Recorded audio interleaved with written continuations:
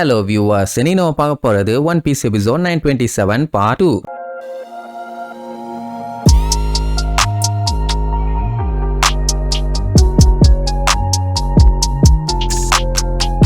Open பண்ணா போன பாட்டுல அந்த டோக்கோ பொண்ணு சிரிச்சதுனால அந்த ஒரோச்சி கட்டுப்பாய் அவளை கொள்ள வந்தான்ல. நல்ல வேலை அந்த டைம் இடையில குமரசைக்கு பூந்து அவன் செவினிலேயே ஒரு அப்பு அவ தப்புச்சிட்டான். கன்ஃபார்மா சொல்ல முடியாது, ஏன்னா அவன் மேலேயே அவ கைய வச்சிட்டாலே. இந்த டோக்கோ புள்ள பாத்தீங்கன்னா பறந்து போய் கீழே விழ போவா. ரோபின் அவ கைய வர வச்சு அலேக்கா புடிச்சிருவா. இவனுக்கு ஒரு அடிதானே அடிச்சா அப்படியே குப்புன்னு வேர்த்திருச்சு. ஏன்னா இது வரைக்கும் அவன் மேல இந்த மாதிரி யாருமே கை வச்சது இல்ல. இப்ப அவனுக்கு ரொம்பவும் பிடிச்ச குமரசக்கியே இப்படி பண்ணிட்டானே. ஏன் இப்படி பண்ணு சொல்லு நீ கேப்பா. பாட்டுக்கு வருவா. சுத்தி இருக்கவங்க எல்லாம் ஒழுங்கா அவர்கிட்ட மன்னிப்பு கேளு, இல்லன்னா உன்னோட தலை கீழே ரத்த வெள்ளத்துல மிதக்கும் அப்படி இப்படின்னு பயங்கரமா மிரட்டுவாங்க. ஆனா அவ கெத்தா என்னால எல்லாம் முடியாதுன்னுவா. அவன் ஏன் அப்படி பண்ணா எதுக்கு பண்ணான்னு தெரியாம அவன் பதட்டத்திலையும் கோவத்திலையும் இருக்கான். குமரசக்கி நான் யாரு முன்னாடியும் மண்டி போட மாட்டேன் அப்படின்ட்டு அவ வெறப்பா சொல்லிடுவா. சுத்தி இருக்க எல்லாத்துக்குமே செம்மையா காண்டாவும். அவ என்ன சொல்லுவான்னா, நான் எந்த தப்புமே பண்ணல, ஒரு விஷயத்த ரைட்டா பண்ணும்போது நான் ஏன்டா மன்னிப்பு கேட்கணும் அப்படின்ட்டு போல்டான வாய்ஸ்ல பேசுவா. இவ்வளவு நேரம் அவ பேசினாலாம் கேட்டீங்கன்னா அப்படியே பச்சை குழந்தை பேசின மாதிரி இருக்கும். ஆனா இப்ப அவளோட வாய்ஸோட பேஸே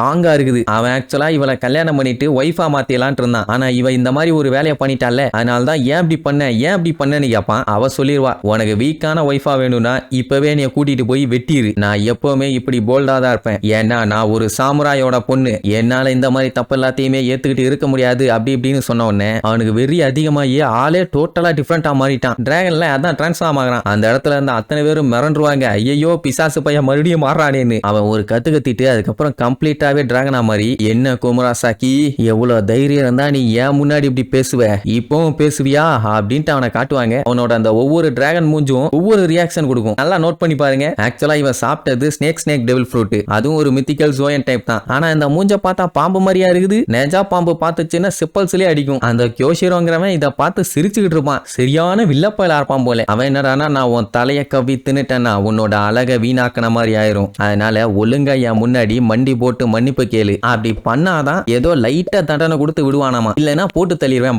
அப்பவுமே அவளை ஃப்ரீயா விடுறதா இல்ல. உடனே அவளும் கண்ண மூடி தலையை அப்படியே கீழே சரிப்பாளா. சரி ரைட்டு மன்னிப்பு தான் கேட்க போறான்னு சந்தோஷப்படுவான். ஆனா அவ, ஏண்டா நீ ஒரு ஷோகனு, நீயே என்கிட்ட விழுந்துட்ட, அதுலயே நீ தோத்துட்ட, அதனால நான்லாம் உன் காலில் விழுந்தெல்லாம் என் லைஃபுக்காண்டி கெஞ்ச முடியாது, வேணும்னா கொல்லணும்னா கொன்னுக்க, ஐ டோன்ட் கேர் நீர்வா. சுத்தி இருக்கவெல்லாம் பதறுவானுங்க. ஏன்னா இந்த மாதிரி ஒரு சிச்சுவேஷன்ல அவனுக்கு மாட்டியிருந்தானுங்கன்னா இந்த டைமுங்கும் போது 1,72,197,999 டைம் மன்னிப்பு கேட்டிருப்பானுங்க. ஆனா குமரசாக்கி கேட்காம இப்படி எழுத்து பேசுறதா அவனுங்களால நம்ப முடியாம அவனுங்களுமே கத்திட்டு கிடப்பானுங்க, மன்னிப்பு கேளுன்னு. அந்த ஒரோச்சி கதறிட்டு இருப்பான். ஏன்னா இவளை கொல்றதுக்கு அவனுக்கு மனசு இல்ல. ஆனா எல்லாத்துக்கு முன்னாடியும் அவனை அவமானப்படுத்திட்டா, கொல்லாம விட்டா இவனுக்கு அவமானம். அதனால குமரசக்கின்னு அவளை பார்த்து கத்திக்கிட்டு அங்க சுத்தி இருக்கவனுக்கு எல்லாத்தையும் போட்டு கவுன்னு கவிட்டு இருப்பான். அவனுக்கு புலம்புவானுங்க, யோ பஞ்சாயத்து பண்ணது அவையா எங்களையா கவிட்டு இருக்கேன்னு. அவனாலதான் அவளை கொல்ல முடியலையே, அதனால இருக்கிற கடுப்புல மத்தவங்க எல்லாத்தையும் கவிட்டு கிடக்குறான். இங்க நம்ம ரோபினை அந்த டோக்கோ புள்ளைய அலேக்க தூக்கிட்டு ஓட ஆரம்பிச்சிருவான். அப்படிங்கும்போது ரோபினை பிடிச்சானே ஒரு மாங்கா மாட்டேன், அவன் அங்க வந்துட்டான். ரோபினையும் பார்த்துட்டான். மத்தவங்க கிட்ட இன்ஃபார்ம் பண்ணுவான், எல்லாம் வந்துருவாங்க. முன்னாடியாச்சும் தப்பிக்கிறதுக்கு ஒரு இடம் இருந்துச்சு, இப்ப எப்படி தப்பிக்க போறாலோ தெரியல. மொத்தத்துல ஒரோச்சியோட கேசலே இப்ப கலவரத்துல இருக்குது. அங்க இருக்க மக்கள்லாம் கதறுவாங்க, யோ ஒரோச்சி எங்களை விடியான்னு. அவளை அட்டாக் பண்ணியிருந்தா அந்த பஞ்சாயத்தே இல்ல. அவன் அவளை பார்த்து வெறியேத்திக்கிட்டு சுத்தி இருக்க எல்லாத்தையும் வெளுத்து வாங்கிட்டு இருக்கான். அவன் என்னடானா, சரி அட்டாக் பண்ண மாட்டான், எப்படியும் ஜெயில தான் வச்சு கொடுமைப்படுத்துவான்னு பார்த்தா இல்ல, நான் அட்டாக் பண்றேன்னு சொல்லிட்டு ஒரே கவு. அவளோட சப்போர்ட்டர்ஸ் எல்லாம் தாறுமாறா கத்துவாங்க. இதை முதல்லயே பண்ணிருக்க வேண்டியதானே,